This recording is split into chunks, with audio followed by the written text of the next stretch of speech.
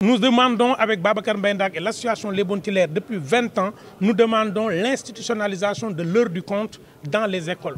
Dambay l'a essayé dans ses classes et ça a marché. Ce que nous demandons au ministère de l'Éducation nationale, c'est au lieu de continuer simplement à nous commander des comptes à mettre à la radio, que nous permettent dans les centres de formation des enseignants qu'il y ait une formation spécifique à l'art du conte et à l'art oratoire.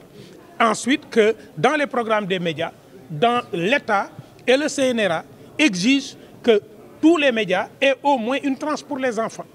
Après, nous, notre responsabilité en tant qu'association, nous sommes prêts à aller accompagner les médias gratuitement, sans rien demander, à former des gens à tenir ces antennes-là. Ça, nous prenons cet engagement-là et nous sommes disposés à le faire. Que faire actuellement avec, disons, l'avènement, n'est-ce pas, de la mondialisation, comme je viens de parler des réseaux sociaux? Est-ce que vous avez quelques arguments pour faire revenir ce grand public qui est attiré déjà par ces réseaux sociaux? Mais le public des réseaux sociaux est avec nous, comme je dis. Nous avons nos comptes TikTok. Moi, j'ai un compte TikTok dans lequel mes comptes sont. J'ai un compte Instagram dans lequel mes comptes sont. Mes podcasts sont diffusés sur l'ensemble des supports, les plateformes digitales du monde. Donc aujourd'hui, nous avons compris, et dans ma thèse déjà, moi, en 2009, je disais que les nouveaux espaces sont des espaces bénis. On ne peut pas parler aux enfants si on ne va pas là où sont les enfants. Les enfants sont dans les réseaux sociaux et les comptes doivent aller les trouver dans les réseaux sociaux. C'est pourquoi nous écrivons des livres, nous faisons des CD, nous faisons des podcasts et nous faisons des émissions à la radio. Mais je suis convaincu que les jeunes n'ont pas tort. Un enfant ne pleure pas pour un jouet dont il ignore l'existence. C'est aux parents de se débrouiller pour que les enfants entendent des contes aussi dans les réseaux sociaux. Donc le conte n'est pas un art arriéré. Le conte est un art oratoire et toutes les publicités du monde utilisent le storytelling. Vous recevez le soutien? Le soutien, non, nous on attend, on n'est pas dans une démarche de mendicité. Nous travaillons, si l'État vient nous rejoindre, comme cette année la direction du patrimoine et la place du souvenir et le centre culturel Blaise Senghor, nous allons avec eux. Si personne ne vient, nous y allons avec notre passion parce que depuis 1986, nous sommes debout et nous tenons parce que nous le devons à ce pays-là. Qui dit qu'on pense aux droits d'auteur, quels sont vos rapports, vous les comptez avec la SODAV? Quels sont nos rapports avec la SODAV? Mais je fais partie de ceux qui ont écrit les textes de la SODAV. J'ai été membre du conseil d'administration du BSDA. Donc il faut aller lire les textes de la SODAV. Et vous aurez ce qu'on appelle le patrimoine. Quand vous prenez un élément du patrimoine, 20% appartiennent au peuple. D'accord, ñu tënk rek ci wolof docteur Massamba. aussi mooy ñaar fukki fanu weeru mars at mu ne àdduna bépp dañuy fàttali lépp ngir jox ko dayoo loolu moo tax ñu nit liñ daan def fukki at ak benn ci ginnaaw tey wéet di ko def ñu ne ren nag dañuy ñëw génnee ko ngir Sénégal gépp jël ko moomal ko seen bopp.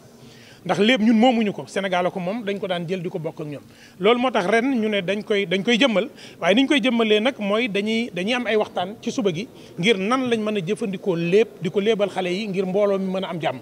nan la ñu mënee it léebal nit ñi ci jataay yu fii ci Blaise Senghor le 20 mars ci suba gi ba ngoon ñu dem fekk waa Kër Massar xale yi nekk Kër Massar tey nekk ci centre Kër Leyti ñoom it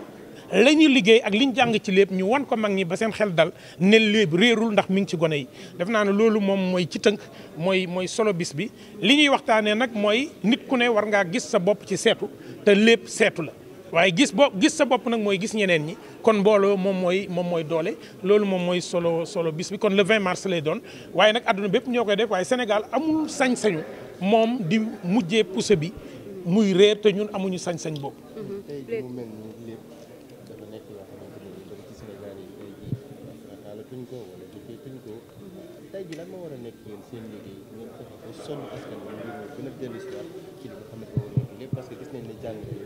waaw dëgg la na nit ñi léebatuñ ci kër yi lu bëri ndax ñi war a léeb nekkatuñ ci kër yi nit ñi tuxu nañ te bëgguñu seen yaay dëkk ak ñoom tuxu nañ te bëgguñu seen maam dëkk ak ñoom dëkk nañ ci appartement 150 mètres carrés ëtt amatu ci kon léeb dafay tumuranke ku bëggut a dëkk ak sa maam du léebal sa doom ku bëggut a dëkk ak sa goro du léebal sa doom muy ku góor ko muy ku jigéen ki kon nag ñun suñu liggéey mooy ñëw fi nga xam ne moom la nit ñi di dégloo mooy li nga xam ne mooy média yi li nga xam ne mooy réseaux sociaux yi ñu dem fa di lépp ba xale yi bëggaat ko mooy dem ci école yi mooy dem ci barab yi nga xam ne dañ fa téye ay gone ngir yar leen dem ci hôpitaux yi di léebal gone yi ak it di former jàngalekat yi ngir ñoom ñu mën a léeb ci classe yi. defe naa ne loolu rek moom mooy pexe yi ba nit ñi ndax nit ñi bëgg nañ léeb ñun li ñuy livre boo ko bindee tey bala moo def weer livre bi jeex te fu ne la livre yi dem Sénégal yi fu ne ci àdduna bi dañuy boo demee Italie tey léeb yi suñu léeb yi dañ koy jël di ko def italien bërki dem am na ko jógee ba Corée ñëw ba Kër Leyti ne léeb yi ñu def ci internet dafa bëgg ñu bàyyi ko mu def ko en coréen ndax li ci nekk ci nite ñoom amul ci seen i léeb kon nag loolu rek mooy pexe yi mooy fexe ba fi gone yi nekk ñu fekk leen fa. est-ce que léeb am na ñu ci dund am na njëriñ wax nga sànq ci tubaab. waaw xam nga léeb moom du ceeb bu ñuy lekk waaye léeb kat moom fi mu ne nii defe naa ne ñi ngi sant yàlla ku ci léeb ku ne buñ la fayee defe naa ne loola dana mën a tënk sa salaire ci ñeenti weer wala juróomi at